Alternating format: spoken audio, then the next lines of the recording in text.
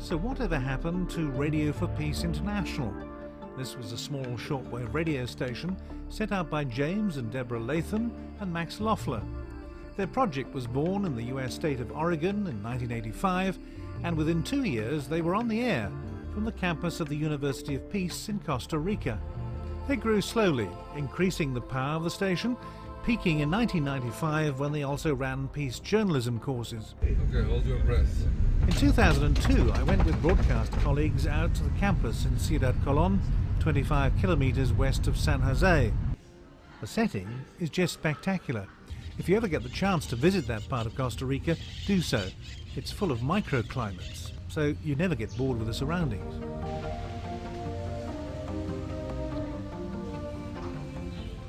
When I was there, it was obvious that a new management team was busy reorganizing the university from the ground up. But I could also see storm clouds brewing between senior university staff and Radio for Peace International, operating on the campus. RFPI was running a number of political programs like the Far Right Review, analysing many of the right-wing talk show hosts hiring airtime on US-based shortwave radio stations at the time. I got the impression the university didn't want to be involved with campaigns and activism. You could see the large antenna mast from the campus, so we went off to investigate.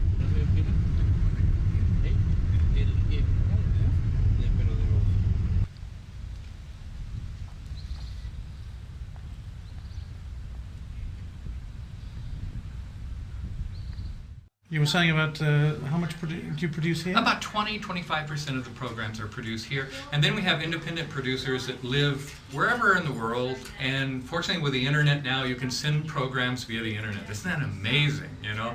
When you used to have satellite delivery, phone deliveries, now you just bloop and it's there. So we get a lot of our programs from, well, as an example, Jean Parker lives in Colorado, in Boulder. And she does a program on disabilities and disability rights. And so she will send a program via the internet to us, and then we will record it from the internet digitally and then broadcast it out over the facilities. And a lot of people are doing that with us now. More and more of our independent producers are doing that for us and as well as other radio stations, and they're sending them to us via the internet. So sometimes this is not as active here as it used to be in the past, where you were doing live programming because the person is programming in the field. All our broadcasts are recorded 6 hours in 6-hour blocks, and they're repeated for the different time zones. Our transmitters we built ourselves, Right. And there are a 30 kilowatt and a 10 kilowatt and a 3 kilowatt transmitter. Generally, our targeted area for the station is the Caribbean, North America, and Central America. Unfortunately, where we're located right now, we don't get a very good signal into South America because of the mountain range that we're on. So this is kind of blocks and tends to disrupt the signal path to that and to the south.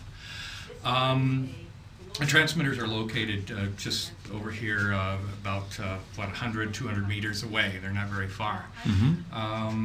We don't broadcast on FM or AM. We have hopes of one day getting an AM license to broadcast to Central America on the AM band. Right. And we broadcast one transmission in single sideband. The rest is in AM mode. Right. And been operating for 14 years here at the station. Started off very small with just a kilowatt transmitter, and most of the funding for the station has come in from listeners who supported the cause. The programming all falls into categories of environment, social justice, human rights issues exclusively. Everybody does, you know, BBC and Radio Netherlands does all the other stuff out there, and jazz music and everything else, and they do a fine job on that. But what we wanted to concentrate is just those particular areas. One of the programs that we produce that I've been involved with is a program called the Far Right Radio Review. And I see now that Radio Netherlands has taken an interest in this, in racist, homophobic type broadcasting that is going out over the airways.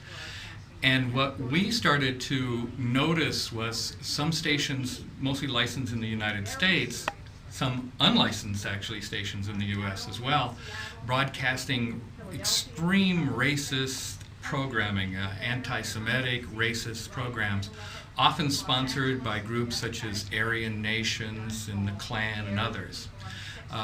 We started tracking these in 1990, and we noticed a real steep rise of that kind of broadcast.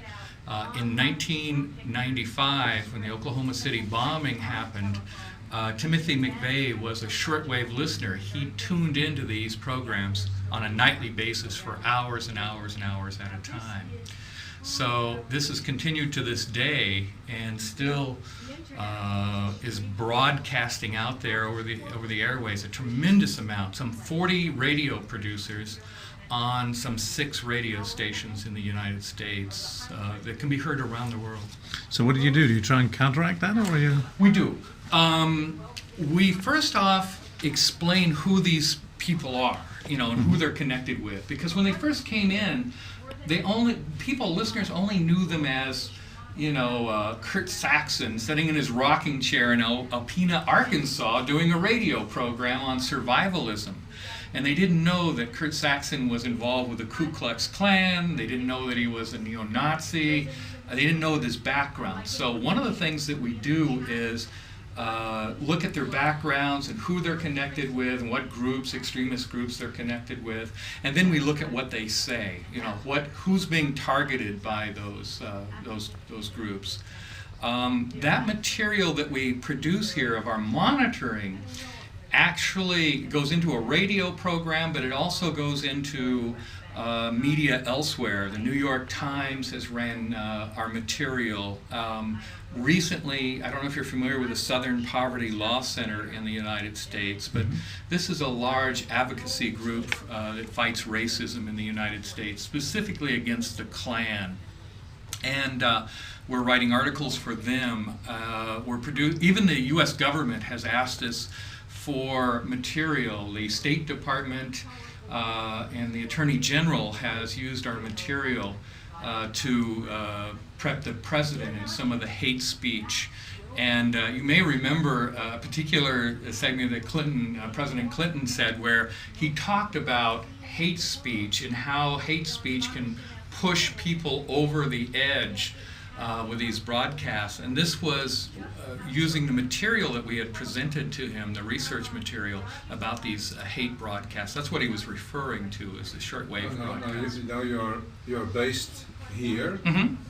You're linked with the university, I believe. Yes. You have a license from the country. Yes. And in what way do you see the connection with the university? Is there a We are independent in funding. I mean, we have to seek our own funding out here at the radio station.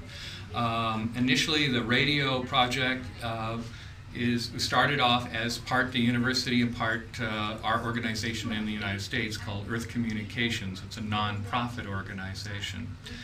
And that relationship has grown. We've stabilized, but we've never been able. Well, the University for Peace, is always struggling for funding and everything else, and so we've always had to seek our own funding and our own projects here. So that we do have that connection with the University for Peace, but yet we are somewhat autonomous in our own funding and our own projects. And are you looking for a new site because you say you'd also like to get to South America? Yes. So I mean, is the plan to move then? Or? The plan is to expand, and we would like to do that in a big way. We want more powerful transmitters. We want a better antenna site than what we have. So the idea is to expand. One of the projects that we're working with the United Nations Radio is to have a rapid response radio system set up, and this could be in conjunction with other radio broadcasters. So when a condition exists like Rwanda, where radio is being used in a very negative way to cause a genocide, that programming could be broadcast into that kind of an area fast with high power transmitters to try to defuse the situation a bit. A little over a year after these shots were made, the university issued an eviction order, and there was a short standoff, all of which is still documented on the RFPI website. But despite plans to move the station to a better location to reach South America, the funds were not forthcoming. Till 2008, the website carried podcasts from various program providers before becoming a silent monument.